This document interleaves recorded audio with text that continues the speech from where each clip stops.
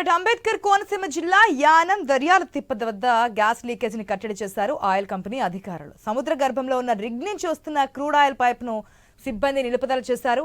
అదే ప్రాంతంలో గెయిల్, ఓఎన్జీసీ, గుజరాత్ కంపెనీలు ఉండగా ఎవరి పైప్ లైన్ నుంచి లీక్ అయిందనే దానిపై ఎంక్వైరీ నడుస్తోంది.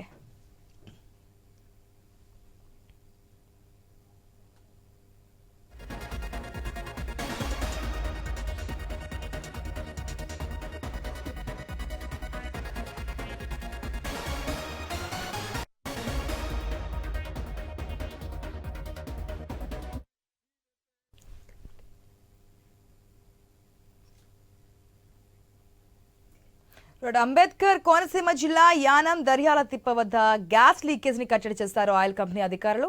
సముద్ర గర్భంలో ఉన్న రిగ్ నుంచి వస్తున్న క్రూడ్ ఆయిల్ పైప్ అయితే సిబ్బంది నిలుపుదల చేశారు. అదే ప్రాంతంలో గేల్, ఓఎన్జీసీ, గుజరాత్ కంపెనీలు కూడా ఉండడంతో ఏ పైప్ నుంచి వస్తుందనే దాని గురించి ఎంక్వైరీ అయితే నడుస్తుంది. పూర్తి అప్డేట్స్ మా ప్రతినిధి గణేష్ ద్వారా తెలుసుకుందాం. Right, good morning Ganesh. Present అయితే ఆ గ్యాస్ లీకేజ్ ని కట్టడి చేసినట్టు తెలుస్తోంది. నెక్స్ట్ ఏ విధంగా ముందుకు వెళ్ళబోతున్నారు? ఏ కంపెనీ నుంచి, అంటే ఏ పైప్ లైన్ నుంచి లీక్ అవుతుందని తెలుసుకోవడానికి ఏ విధంగా ముందుకు వెళ్ళబోతున్నారు? ఈ లీకేజ్ అయితే కొనసాగుతోంది. యానం దర్యాల తిప్ప ప్రాంతంలో గోదావరిలో ఈ నిన్న సాయంత్రం నుంచి కూడా గ్యాస్ లీకేజ్ అధికంగా రావడం జరుగుతుంది. మనం విజువల్స్ లో చూడొచ్చు. భారీ మొత్తంలో అయితే గ్యాస్ అనేది లీకేజ్ అవుతూ ఉండడంతో ఇది అండర్ గ్రౌండ్ లో జరుగుతోంది. అండర్ గ్రౌండ్ నుంచి లీకేజ్ కావడంతో పైకి గోదావరి నదిలో చూడొచ్చు, సుడులు తిరుగుతూ కూడా ఎక్కువగా గ్యాస్ అనేది కనిపిస్తోంది. ఇదే క్రమంలో స్థానికంగా ఉన్నటువంటి ప్రజలంతా కూడా భయాందోళనకు గురవుతున్నారు.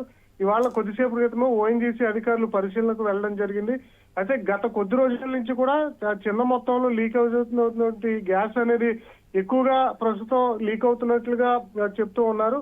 అయితే దీన్ని ఎప్పటి వరకు నిలుపుదల చేస్తారనేది చూడాల్సి ఉంది. ఎందుకంటే ఇది దర్యాల తిప్ప ప్రాంతం అంటే ఇటు సముద్ర తీర ప్రాంతానికి, ఇదే విధంగా గోదావరి ప్రాంతానికి రెండు కలిసేటువంటి ప్రాంతం. ఇది అంతా కూడా అండర్ గ్రౌండ్ నుంచి పైప్ లైన్ లీకేజ్ కావడంతో ఈ నిలుపుదల చేయడం అయితే కొంత ఇబ్బందికర పరిణామంగా చెప్తూ ఉన్నారు. దీనికి కొంత సమయం పడుతుందని చెప్తూ ఉన్నారు.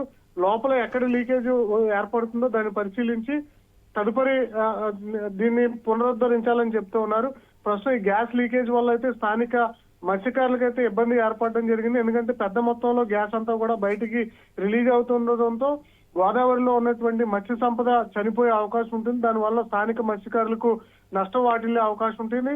వేటకు కూడా వెళ్లేందుకు భయపడుతున్నారు. ఎందుకంటే ఆ గ్యాస్ అనేది ఫైర్ అయితే భారీ స్థాయిలో ప్రమాదం తలెత్తుతుందని చెప్పి అధికారులు అంటే మత్స్యకారులు భయపడుతూ ఉన్నారు. సాధారణంగా గోదావరి మధ్యలో ఇది లీక్ అవుతూ ఉండడం పట్ల కొంత ప్రమాద తీవ్రత తగ్గుతుంది. జనావాసాల మధ్య లీక్ అయ్యి అది ఫైర్ అయితే చాలా పెను ప్రమాదంగా తలెత్తే అవకాశం ఉంటుంది. అందువల్ల అయితే ఓఎన్జీసీ అధికారులు ప్రస్తుతం పరిశీలన చేస్తున్నారు. మేబీ సాయంత్రానికల్లా దీని మీద ఒక క్లారిటీ ఇచ్చే అవకాశం కనిపిస్తుంది. ఎందుకంటే అండర్ గ్రౌండ్ లో 2-3 కంపెనీలకు సంబంధించినటువంటి పైప్ లైన్లనే ఉండడం జరుగుతుంది. దాదాపు ఎప్పటి నుంచో వాడుతున్నటువంటి పైప్ లైన్లే వాడడంతో ఇవి ఎక్కడైతే పైప్ కి మధ్య గ్యాప్ ఉంటుందో అక్కడ ఇది ఏదైనా క్రాక్ ఇచ్చి లేదంటే గ్యాప్ వచ్చి ఈ విధంగా గ్యాస్ లీక్ అవుతుంది అనేది మాత్రం ఇంకా చూడాల్సింది. ప్రస్తుతానికైతే ఇంకా నిన్న సాయంత్రం నుంచి లీకేజ్ అనేది ఎక్కువగా అవుతుంది. యానంలో ఉన్నటువంటి కాంగ్రెస్ పార్టీకి సంబంధించినటువంటి నాయకులు గోదావరి ప్రాంతంలోకి వెళ్లి ఎక్కడ లీక్ అవుతుందో ఆ ప్రాంతంలో ఉన్నటువంటి పరిస్థితిని అంతటినీ కూడా మీడియాకు వివరించే ప్రయత్నం చేశారు.